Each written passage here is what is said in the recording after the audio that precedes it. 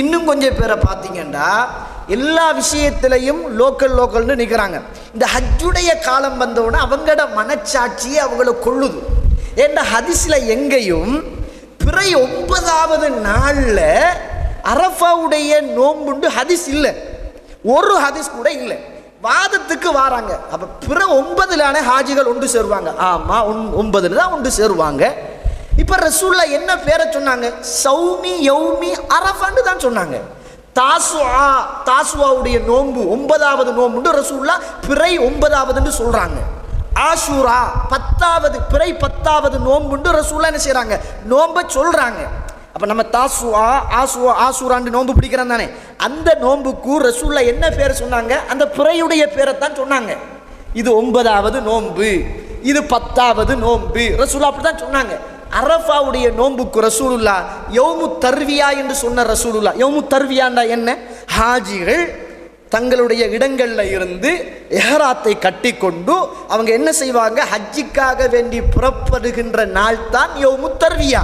அது உங்களோட நாட்டு பிறையா அல்லது சவுதி பிறையா, எந்த பிறை? அது சவுதியில் இருக்கிறவங்க அன்றைக்கு தான் கட்டிக்கிட்டு போகணும், அன்றைக்கு தான் கட்டிக்கிட்டு என்ன செய்யணும்? போகணும். ஆனால் 2 மணித்தியாலம் 2.5 மணித்தியாலம் கண்ணுக்கு முன்னே தெரிகின்ற அரஃபாவுடைய அந்த மைதான நிகழ்வுகளை ரசூலுல்லாஹ் ஹாஜிகள் ஒன்று சேருகின்ற அந்த தினம் அதுதான் அரஃபாவுடைய தினம் அப்படின்னு ரசூலுல்லாஹ் சொல்கிறாங்க. ஆனால் நம்மட ஆக்களில் கொஞ்சம் பேருக்கு மனசு நெருடலாகி, நம்மட ஆக்கள்னா நம்மட கொள்கை சகோதரர்களுக்கு மனசு நெருடலாகி, சரி நம்ம என்ன செய்வோம்னா அன்றைக்கும் நோன்பு பிடிப்போம், அதுக்கு அடுத்தண்டைக்கு நோன்பு பிடிப்போம். அரஃபாவுடைய நோன்பு ஒன்று தான். மனச்சாட்சியோடு பேசணும்.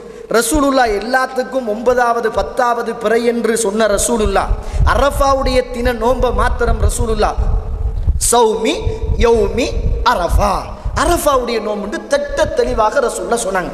இது சாத்தியமான்னு கேட்குறாங்க. இது சாத்தியம் இல்லையே, நீங்கள் காலையில் இருக்கக்குள்ள அங்கே மாலையில் இருப்பாங்க, அங்கே மாலையில் இருக்கக்குள்ள இங்கே காலையில் இருப்பாங்க. இது ஒரு பெரிய அறிவு ரீதியான ஒரு கேள்வியா? இது நான் சும்மா கேட்குறேன். இப்போ விஞ்ஞானம் நிறைந்த காலம், இப்போ இவ்வளவு தொழில்நுட்பம் வளர்ந்த காலத்தில் இப்போ நான் எந்த மாதத்தில் இந்த ஊரில் இருக்கிறேன்னு எனக்கு தெரியாதா? எந்த டைமில் இருக்கிறேன்னு எனக்கு தெரியாதா? இப்போ இங்கே இருந்து பிறை கண்டதாக அமெரிக்காவுக்கு போகுதுன்னு சொல்லுங்களேன் ஒரு தகவல், ஒரு வாதத்துக்கு. இப்போ அமெரிக்காவுடைய மக்கள் காலையில் இருக்கிறாங்க, நம்ம மகரிபில் இருக்கிறோம்னு சொல்லுங்கள். இப்போ காலையில் இருக்கிற மக்களுக்கு தகவல் கிடைக்குது ஸ்ரீலங்காவில் பிறையை கண்டுட்டாங்க. அவங்களுக்கு எந்த காலை? கொஞ்சம் யோசிங்களேன், எந்த காலம் அவங்களுக்கு? அவங்க 29வது காலையில் இருக்கிறாங்க, நாங்கள் 29வது மாலையில் இருக்கிறோம். அவ்வளோதான் விஷயம். இதுக்கு அறிவுபூர்வமான, நீங்கள் சவுதியில் தொழுகிற போது இங்கு தொழுவீர்களா கேள்வி. நீங்கள் அமெரிக்காவில் தொழுகிற போது இங்கு உங்களால் தொழ முடியுமா? அங்கு பெருநாள் தொழுகை நடத்துகின்ற நேரத்தில் இங்கு உங்களால் நடத்த முடியுமா? சூரியன் தலைக்கு மேலே யார் யாருக்கு என்ன நேரத்தை காட்டுதோ அந்தந்த நேரத்துக்கு செய்ய வேண்டிய அமல்களை இந்த பொதுமக்களை சாத்தியமில்லை என்று சொல்வதற்காக வேண்டி இவங்களாக வலிந்து எடுத்துக்கொண்டு வந்த கருத்து தான் இந்த கருத்து. இதில் ஒன்றுமே இல்லை, இதில் ஒன்றுமே இல்லை. அப்போ அவங்களுக்கு 21 வருமா, 28 மாதம் வருமானு கேட்குறாங்க. அவங்களுக்கு 28 மாதம் நிச்சயமாக வராது. ரசூலுல்லாஹ் சொன்னாங்க, எழுத வாசிக்க தெரியாத சமூகம் நாங்கள்.